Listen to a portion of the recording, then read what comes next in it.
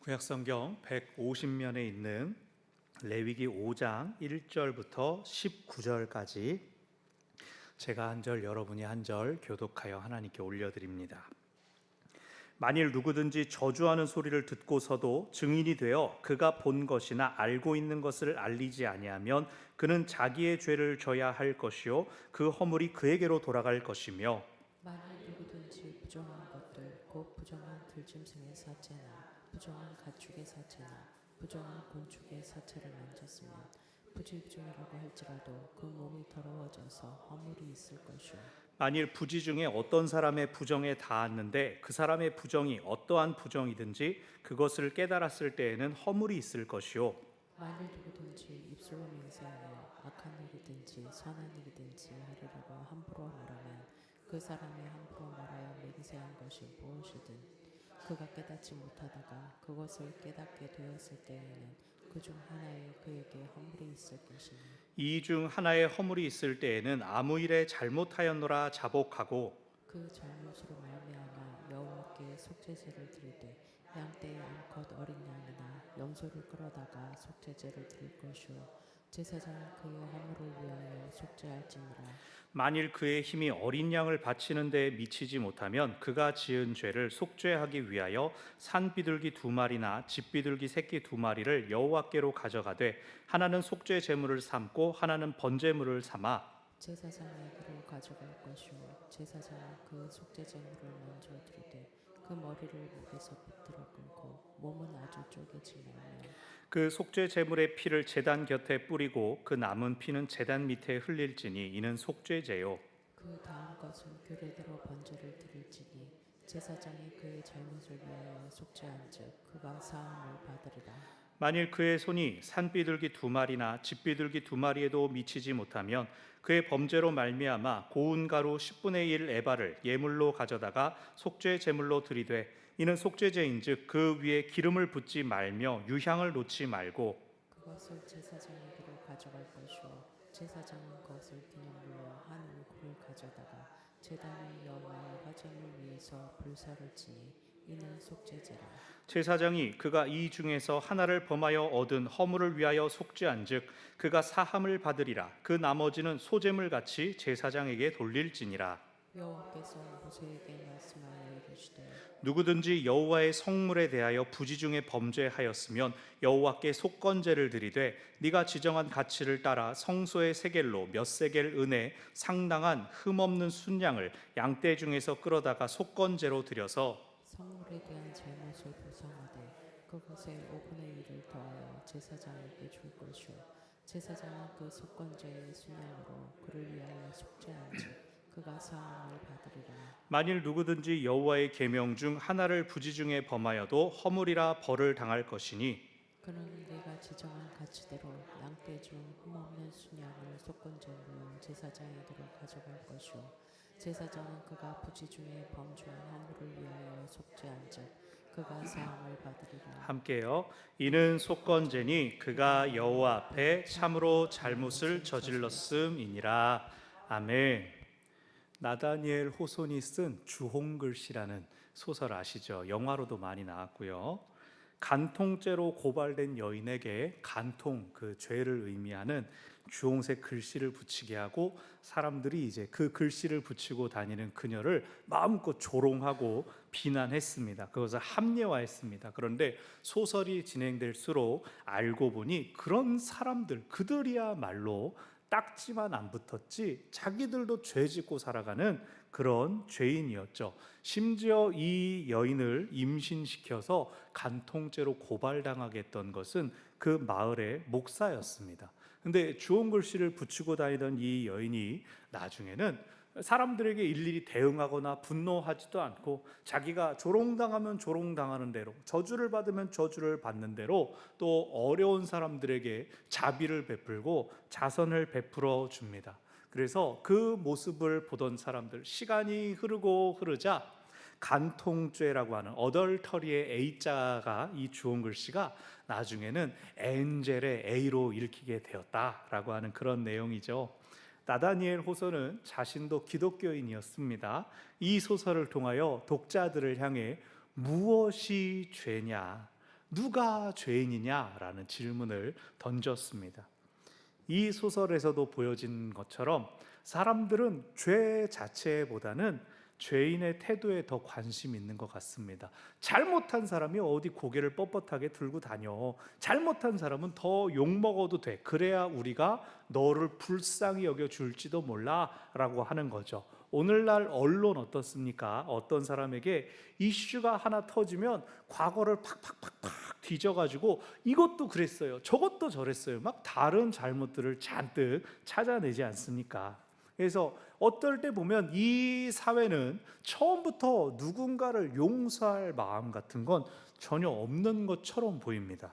그래서 그게 먼저인지 아니면 잘못한 사람이 용서를 구할 생각이 없는 게 우선인지, 하도 뻔뻔하니까 사람들이 화를 내는 건지, 계속 화부터 내니까 이 사람도 결국은 뻔뻔해지는 건지 모를 정도입니다. 우리가 지난주에 이어서 오늘 속죄제가 계속 나오고 또 오늘과 다음 주에 속건제가 나옵니다. 속죄제, 속건제 둘 다 죄에 대한 제사를 다루고 있어서 비슷하기도 하면서도 또 속죄제에서는 죄책감이, 속건제는 배상, 보상, 갚아주는 것이 주된 역할을 한다는 차이점이 있습니다. 우리가 지난주 본문에서 속죄제를 드려야 되는 상황이 제사장, 백성들, 족장, 그리고 회중 중에 한 명, 이렇게 지위에 따라 나오면서 공통적인 시작이 이것이었습니다. 죄인 줄 몰랐다가 깨닫게 되었을 때, 부지 중에 죄를 범하였으나 알지 못하다가 누가 알려줘서 깨닫게 됐을 때 속죄제를 드려라. 그래서 제사장을 제외한 백성들, 족장, 이스라엘 백성 개인은 누가 그 죄가 죄다라고 알려주면 그 깨달음을 가지고 속죄제를 드리러 오고, 제사와 함께 그가 제사를 드릴 때 제사장이 사죄를 선언해 줌으로써 속죄를 받았습니다. 제사장의 경우는 어떤댔죠? 백성들이 당하는 상황을 보면서 자신을 돌아보고 스스로 깨닫고 스스로 속죄 제사를 올려드린다라고 했습니다. 제사장은 사죄의 선언을 자기한테 할 수는 없고 오직 하나님 앞에 자기 양심을 돌아볼 뿐이죠. 죄가 근데 죄인 줄 어떻게 깨닫습니까? 여호와의 율법, 계명이 곧 기준이라고 했습니다. 의도적으로 율법을 어긴 것이 아니라 해도 알지 못하게 깜빡하고 율법에서 정한 걸 어기는 일이 있을 수 있습니다. 그것을 깨달으면 얼른 속죄제를 드려라 라고 합니다. 즉 깨달으면 속죄제를 드려라, 죄 지었으니 일단 혼나자가 아니라 깨달을 때까지 하나님께서 기다려 주시고 그 죄에 대한 자신의 태도가 어떠한지 하나님께서 보신다라고 합니다. 하나님은 기다려 주시는 분, 그리고 깨달은 뒤에 뒤늦게 이 하나님 앞에 속죄의 제를 드리러 왔을 때 그것을 받아주시고 용서해 주신다라는 겁니다. 여러분, 죄 지은 줄을 깨달았을 때 그거 그러면 안 되는 거였어? 라고 알게 됐을 때 생기는 감정이 무엇입니까? 어떡해? 라고 당황하면서 누가 이걸 가지고 뭐라고 하면 어떡하지? 부끄러움, 수치심이 일어납니다. 이 모든 것들을 통틀어서 죄책감이라고 합니다. 죄책감을 통하여 우리는 잘못된 일을 피할 수가 있습니다. 저거 하면 안 되는 거잖아. 미리 저걸 저지르면 죄책감을 가지게 될 거야. 이미 저질러진 일에 대해서는 죄책감이 있으니까 아이고 내가 이거 용서를 구해야겠다라는 마음을 품을 수가 있죠. 그래서 죄책감은 사람을 위축시키기도 하지만 또 없어서는 안 되는 아주 중요한 감정입니다. 오늘 본문에 4가지 정도의 구체적인 사례가 등장하는데 이 모든 것들도 결국은 죄책감과 연결됩니다. 4장에서 우리가 앞서 살펴봤던 지난주에 부지 중에 지은 죄를 깨달았을 때라고 했던 것들 중에서 그럼 예를 들어 어떤 죄를 깨달았냐? 그것이 이제 오늘 말씀에 나옵니다. 1절, 누구든지 저주하는 소리를 듣고서도 증인이 되어 알리지 아니하면 죄와 허물이 그에게로 돌아올 것이다. 여기서 먼저 누군가를 저주하는 것이 죄다라고 그렇게 말하지는 않습니다. 고대 근동에는 친한 이들을 축복하는 것처럼 대적들을 향하여 저주할 수도 있다라고들 생각했기 때문입니다. 그래서 가장 전통적이고 일반적인 이 1절의 해석, 누군가가 저주하는 것을 듣고 그 사람 고발하지 않으면 죄다, 1절을 옛날에는 그렇게 보았는데 이제는 그렇게 보지 않습니다. 1절의 강조점은 저주하는 소리에 있는 것이 아니라 본 것이나 알고 있는 것을 알리지 않는 것, 증인의 역할을 충실하게 하지 않는 것, 그것이 잘못이라고 하는 것입니다. 과거에는 뭐 행정적으로 뒷받침돼서 경찰들이 있고 막 그랬던 것이 아니라 개인의 양심을 기대했습니다. 그래서 서로가 서로의 잘못과 탈선을 바로 잡아주는 것이 중요했습니다. 왜 옛날에도 어린아이들 자라날 때 되면 집에서만 혼내는 게 아니라 동네 아저씨들이 다 혼내고 막 때리기도 하고 벌도 주고 그걸 다 아이들이 받았지 않습니까? 온 마을이 그 아이가 잘 되기를 바라는 마음들이 있지 않았습니까? 이때도 고대 근동에는 하물며 더했다는 겁니다. 잘못이 잘못인 줄 알고 바로 잡아주는 것이 필요했습니다. 그렇지 않으면 공동체 전체가 위험에 빠질 수 있기 때문이죠. 이걸 가장 잘 보여주는 게 여리고에서 전리품을 챙겼던 아간의 사건입니다. 그 여리고의 성은 모두 다 불태우고 전리품 너네 거 챙기지 말아라, 진멸하라 라고 하는 헤렛 명령이 떨어졌는데 너무나 좋아 보이는 외투, 은 이런 것들을 자기 장막에 숨겨놨다가 그 다음 전투에서 여리고보다 작은 아이성 전투에서 이스라엘이 크게 패배하게 됐지 않습니까? 하나님께서 그 아간 한 사람의 범죄를 작게 여기지 않으시고 온 민족 공동체로 하여금 책임을 물으셨습니다.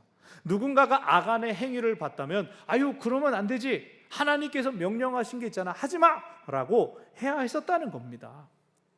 아무도 그걸 못 봤는지 누군가가 그 명령을 어겼다라고 하는데 아무도 말하지 않습니다. 제비를 뽑아서 유다 지파가 뽑히고 그의 가문이 뽑히고 최종적으로 아간이 뽑힐 때까지 제비를 몇 번이고 뽑고 뽑았죠. 증인도 나오지 않았고 아간도 끝까지 안 걸릴 줄 알고 버티고 있었습니다. 자기 조상, 자기 지파 가문들이 쭉쭉 나오는데 그냥 가만히 있었습니다. 아간이 얼른 죄를 고하면서 제가 잘못했습니다 라고 했다면 속죄로 끝날 수 있었을 텐데, 혹은 한 개인에게만 벌이 끝날 수 있었을 텐데 그의 가족 모두가 죽임을 당하고 그로 인해 공동체가 슬퍼야 했습니다. 우리 서로가 잘못을 고발하기 위해서가 아니라 사랑하기 때문에 잘못된 것을 바로잡아주고 고쳐주게 되기를 힘쓰기를 바랍니다. 여러분 다 보시면서 제가 실수도 많고 아직 미숙한 부분이 많은 거 아시죠? 제가 그걸 막 혼자 생각해서 깨닫는 것보다 여러분이 생각하실 때 이거 이렇지 않나 저렇지 않나 하는 것들이 여러분 안에 다양하게 있을 겁니다. 혹은 그 과정에서 오해가 생길 수 있기 때문에 무조건 참고 기다리고 아니면 그걸 다른 사람들과 의견을 나누기보다는 직접 마음을 열고 대화하는 편이 좋습니다. 제 잘못에 대해 저한테, 또 서로의 잘못에 대해서 혹시 전에 이런 일이 있었는데 어떻게 생각하냐, 기억하냐라고 하면서 마음을 열고 대화를 많이 하는 게 제일 좋습니다. 그래서 서로를 사랑하는 마음으로, 부끄럽게 하려는 것이 아니라 사랑하는 마음으로 죄를 깨닫게 해주는 우리 모두가 되기를 바랍니다. 자, 2절 3절 비슷한 내용입니다. 부정한 짐승이나 3절에선 사람의 부정에 접촉이 되었는데 몰랐다가 깨달으면 죄가 됩니다. 우리로 치면 길을 가다가 짐승의 시체를 밟았는데 몰랐다든가, 우리가 차로 지나가면 로드킬 당한 동물들 밟고 확 모르고 지나갈 때가 있죠.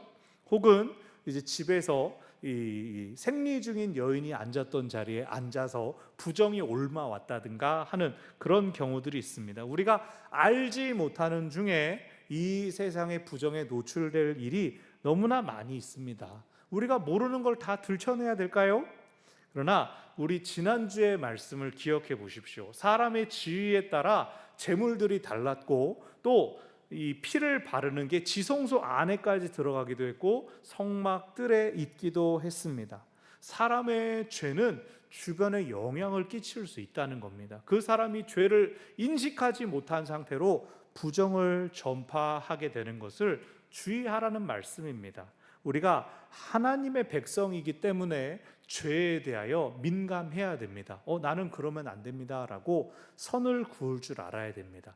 하나님의 사람은 거룩을 전하는 사람들이어야 되는데 죄를 전하는 사람들, 죄를 일으키는 사람들, 아이고 그냥 저 사람 교회 다닌다고 하는데 내가 저 사람 보면 화딱지가 나고 막 못 믿겠고, 그런 우리가 되지 않아야겠죠.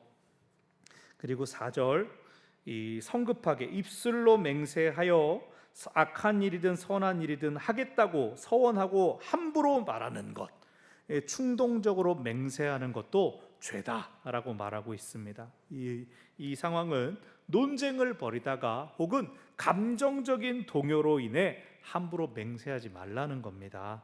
좋은 일이라 하더라도 그거 내가 하겠습니다 라고 했는데 진행시켜 보니까 자신의 능력을 뛰어넘는 일이 되어버린다면 그걸 또 다른 누군가가 떠안아야 되고, 그로 인해 공동체 안에 불화가 일어날 수도 있다는 것이죠. 그래서 이 역시도 좋은 약속이라 하더라도, 좋은 서원이라 하더라도 함부로 말한 것이 있지는 않는가, 내 범위를 넘어선 것이 있지 않는가를 돌아보고 그 말을 주워 담기 위해 드리는 것이 속죄제다라는 겁니다. 그래서 전도서 5장 4절에도 보면 서원하고 갚지 않는 것보다 서원하지 않는 게 낫다라고 했습니다.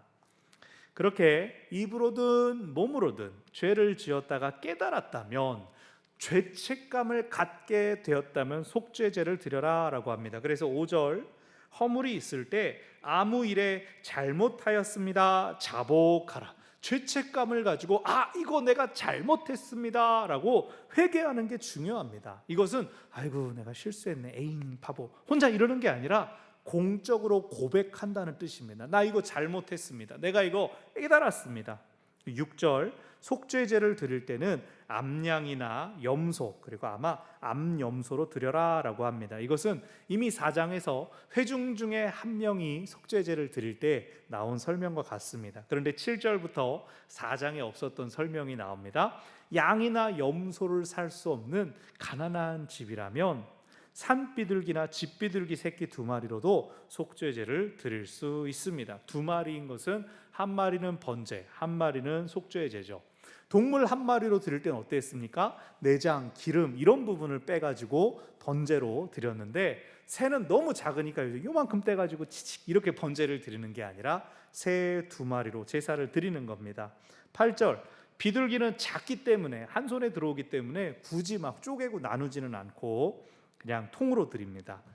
이 속죄제를 드려서 그러면은 이 번제로 드린 비둘기는 다 태워지지만 속죄제로 드리고 나면 일부만 태우고 나머지는 고기가 남죠. 성경에는 어떻게 하라라고 나오지 않지만 이 율법을 해석한 유대인들의 문헌 미시나를 보면 그 비둘기는 제사장의 몫으로 돌렸다. 제사장이 사죄의 선언을 들려주는 것뿐만 아니라 이렇게 드려진 속죄 제물을 먹음으로써 제사를 완성시키는 역할을 했습니다. 11절, 산비둘기, 비둘기가 이스라엘 사람들이 구할 수 있는 가장 저렴한 동물, 가장 흔히 구할 수 있는 동물이었지만 그보다 못한, 그보다 어려운 사람도 있을 수가 있죠. 그런 사람은 고운 가루 10분의 1 에바를 드려라 라고 합니다. 그런데 10분의 1 에바라고 하면은 그 한 에바가 36리터예요. 그러니까 쌀 한 가마 가까이 되는데 3.6kg 고운 밀가루, 그냥 가루가 아니라 고운 가루, 채쳐서 나온 귀한 가루입니다. 이게 비둘기보다 싸다고 이걸 할 수가 있는가? 학자들이 이제 퀘스천을 겁니다. 그래서 아마 이런 경우는 농번기를 갓 지났을 때, 추수한 것이 있을 때는 고운 가루도 구하는 것이 훨씬 수월했을 거죠. 그래서 그런 상황으로, 그래서 우리로 치면은 쌀은 있는데 닭을 살 돈이 없다. 그럼 집에 있는 쌀 가지고 제사를 드리는 것이고, 닭 한 마리 살 돈 있으면 닭 한 마리, 생닭은 별로 안 비싸지 않습니까? 그냥 닭을 사서 드리는 그런 것입니다. 12절, 소제도, 곡식의 제사도 일부를 번제로 드리고 나머지가 제사장의 몫으로 돌려줍니다. 이것은 2장에서 나왔던 소제와 똑같습니다. 중요한 것은 무엇이냐?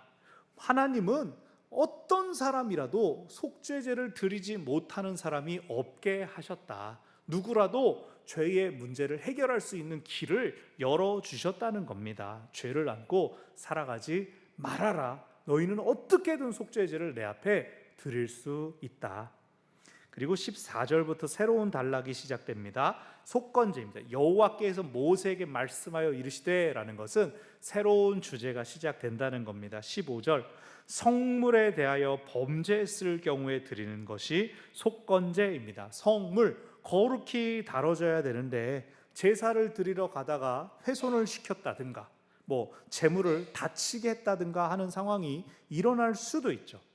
혹자는 말하기를 믿음 없이 드렸을 때 자신을 뉘우치면서 제사를 드리는 것, 이 경우는 제사 자체를 부정하게 한 것이라고 할 수 있죠. 그럴 때 속건제를 드려야 된다라고 합니다. 예를 들어서 가인이 하나님께 곡식을 올려드렸는데 땅의 소산을 올려드렸는데 받지 않으셨죠. 그랬을 때에 히브리서 기자는 아벨이 믿음의 제사를 드렸다, 가인은 믿음의 제사를 드리지 않았다. 그랬을 때 가인이 내가 마음이 준비되지 않았구나 라고 하면 속건제를 드리는 겁니다. 그럼 하나님께서 가인을 용서해 주신다라는 거죠.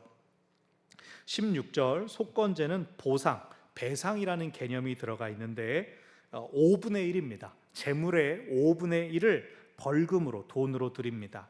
그래서 재물을 드리러 갈 때 이것이 속죄제냐 속건제냐는 동물 한 마리에 이제 5분의 1 가격 은전이 더해 있으면 속건제고 재물만 드리면 속죄제입니다. 절차는 똑같습니다. 제사장이 사죄 선언을 해주면 용서를 받습니다. 17절에서 또 다른 속건제의 사례로 여호와의 계명 중 하나를 부지 중에 범하는 것, 이거는 이 앞에 속죄제와 똑같은 설명인데 여기서 속건제라고 나오네요. 이것은 아마 속죄제를 드릴 때 속건제까지도 함께 드릴 것을 요구하는 것으로 일종의 벌금을 포함하여 내는 것을 생각할 수가 있습니다. 19절, 여호와 앞에 잘못을 저지른 자가 속건제를 드리는 것이다. 사실 이 단락만 가지고는 속죄제, 속건제가 잘 구별이 되지 않습니다. 구약의 다른 본문들을 살펴봐야 됩니다. 속건제를 드린 사례들을 살펴보면 민수기 6장에 나실인 규정이 나옵니다. 나실인은 시체를 만지면 안 됩니다. 동물의 사체도 접촉하면 안 되는데 자기가 의도한 게 아니라 누군가가 하면서 나실인 곁에서 죽을 수도 있죠. 혹은 가족이 갑자기 장례를 치러야 되는 일이 생길 수 있습니다. 그럼 그 사람은 하나님 앞에 서원한 나실인 서약을 지키지 못하는 일이 생기는 겁니다. 그렇기 때문에 이 서약이 깨진 것에 대하여 속죄제를 먼저 드리고 다시 서원하기 위하여 드리는 것이 속건제입니다. 그래서 다시 서원을 통하여 하나님의 것이 된 자신을 배상해 드린다라는 개념이 속건제입니다. 레위기 14장을 보면 나병 환자가 제사장에게 가서 완치 판정을 받으면 속건제를 드리라라고 합니다. 하나님의 소유였던 자신이 병에 노출되어서 부정했다가 정결해지면서 부정해졌던 그 시간들을 배상해 드리는 개념입니다. 또 레위기 19장을 보면 타인과 이미 약혼한 노예, 정혼한 사람이 있는 노예와 결혼한 주인은 속건제를 드려라 라고 합니다. 그의 신분이 노예였기 때문에 속죄할 죄가 되는 것은 아니지만 그 노예가 누군가와 하나님 앞에서 결혼하겠다고 서약을 했는데 깨뜨렸기 때문에 속건제를 드려라, 주인이 속건제를 드리는 것입니다. 그래서 속건제에서 말하는 여호와의 계명은 주로 하나님과의 관계구나라고 생각할 수가 있습니다. 자, 속죄제의 특징은 죄책감입니다. 공동체를 위해서 속죄하여라라고 계속 나옵니다. 속건제의 특징은 배상입니다. 하나님과의 관계에서 죄 사함을 받아야 한다고 합니다. 어떤 학자들은 초기에는 이 속건제가 속죄제까지 포함하는 프로토타입, 원형이었을 것이다. 각 개인이 하나님과의 문제를 해결하기 위하여 속건제가 드려졌지만 점차 공동체가 다양해지고 사람들이 많아지면서 속죄제의 범위가, 필요성이 생기고 그 범위가 더 커진 것으로 봅니다. 그래서 오늘 본문에서는 속죄제와 속건제가 나누어져 설명되고 있지만 오늘을 살아가는 우리에게는 속죄제든 속건제든 하나님과 이웃과의 관계를 회복하기 위한 죄를 사하는 예배라고 할 수 있습니다. 그래서 이 두 가지를 종합할 때 이 두 가지가 가지고 있는 특징들, 죄책감과 배상이 아주 중요합니다. 최근에 영화 인사이드 아웃 2 봤습니다. 여러분 인사이드 아웃 아시죠? 어린아이의 머릿속에 있는 감정들이 막 복작복작하면서 이 아이로 하여금 기쁨을 느끼게 하고 슬픔을 가지게 하고 분노를 터뜨리게 하고 그것을 표현하는 걸 통해 이 사람의 성장을 이야기를 합니다. 근데 2탄에서는 주인공 아이가 티네이저가 됐어요. 자라나고 성장하면서 아이들의 그 단순한 감정들을 뛰어넘는 여러 감정들이, 복잡해진 감정들이 등장합니다. 그 중에 불안이라는 감정이 등장합니다.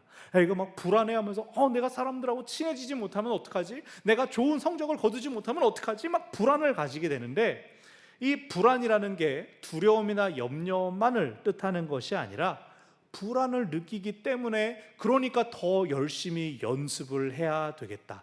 위험하니까 저쪽은 가지 않아야 되겠다라고 좋은 상황을 선택할 수도 있게 합니다. 그래서 이 영화는 불안이 중요하지만 그 영향이 어느 정도여야 건강하다라는 걸 보여줍니다. 이 말씀을 왜 드리냐면 우리의 죄를 사함받는 것도 마찬가지라는 겁니다.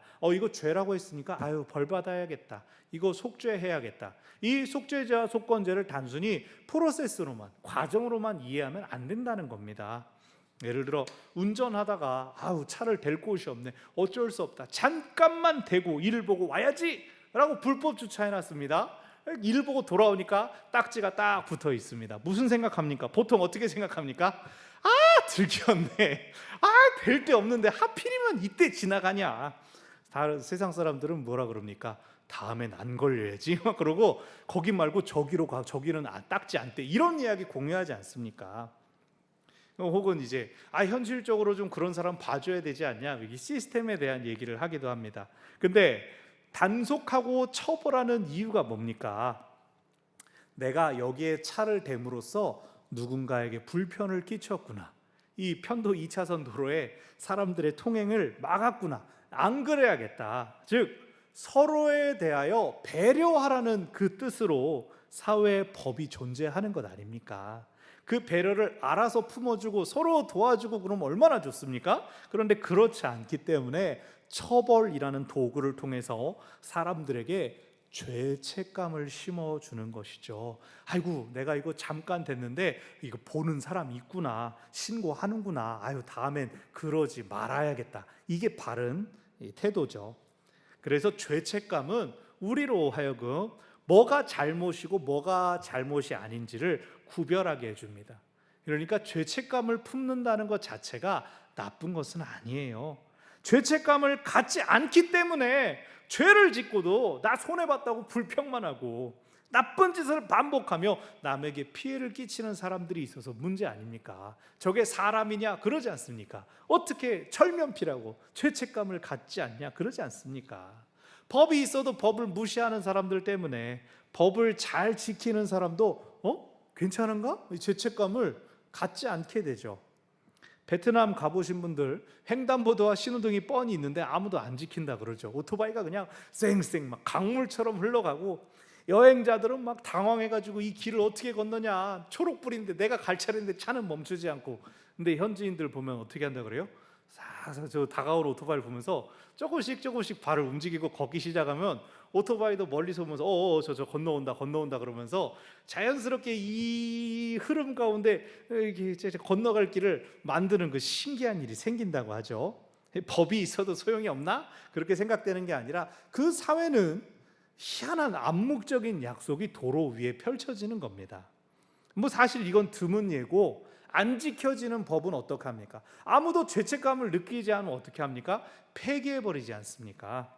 국도 달려보신 분들은 알 겁니다. 중간중간 신호등이 있는데 노란불만 깜빡깜빡하고 잘 작동하지 않는 때가 있습니다. 차가 막힐 때, 사람 많을 때 이럴 때는 이제 작동하죠.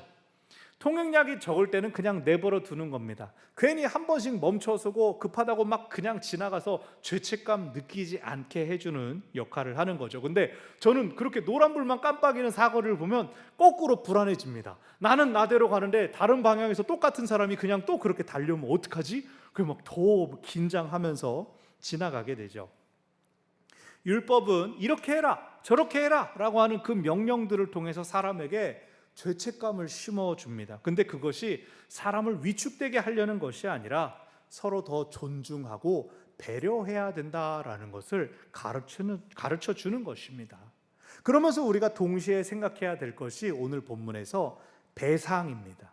누군가에게 피해를 끼쳤다면 나 벌 받았으니 끝났다, 그게 아니라 일정한 부분을 갚아라, 이 속건제 규정에선 5분의 1을 갚아라 라고 정해둠으로써 도의적으로만이 아니라 실제로 죄책감과 아쉬운 마음을 품게 하는 것입니다. 그래서 피해를 입은 자에게 이 일정한 금액이 돌아가야 됩니다. 오늘 본문에서는 속건제는 하나님께 드려지고 그 배상도 하나님께 올려지지만 하나님께 대한 그 계명에 대한 것이니까요. 오늘날 어떻습니까? 소송을 하면 진 쪽이 이긴 쪽의 변호사 수임료까지 다 물게 하거나, 미국의 경우는 민사 소송이 걸리면 정신적인 피해 보상, 눈에 보이지 않는 건데 나 그것 때문에 신경 써가지고 너무나 힘들었다, 그것까지 보상하라, 배상을 하게 하지 않습니까? 그런 것이 무조건 옳다는 게 아니라 그만큼 우리도 서로에게 해를 끼치는 것이 얼마나 심각하고 위험한 일인가를 기억해야 됩니다. 말로만 해서 이루어지지 않는 것들을 잘 익히라고 이렇게 이미 수천 년 전에 규례가 정해져 있다는 거죠. 자, 오늘 우리가 기억할 것 첫 번째, 서로를 늘 배려하고 존중함을 우리가 기억해야 되겠습니다. 다른 사람에게 상처 주고 또 피해를 끼치는 일은 죄책감을 가져야 하는 일입니다. 잘못한 일입니다. 그것이 의도했든 혹은 알지 못한 부지중에 한 일이든, 미안함까지는 아니라 하더라도 실수로 그랬으면, 모르고 그랬으면 미안하진 않더라도 유감을 표명할 줄 알아야 되겠습니다.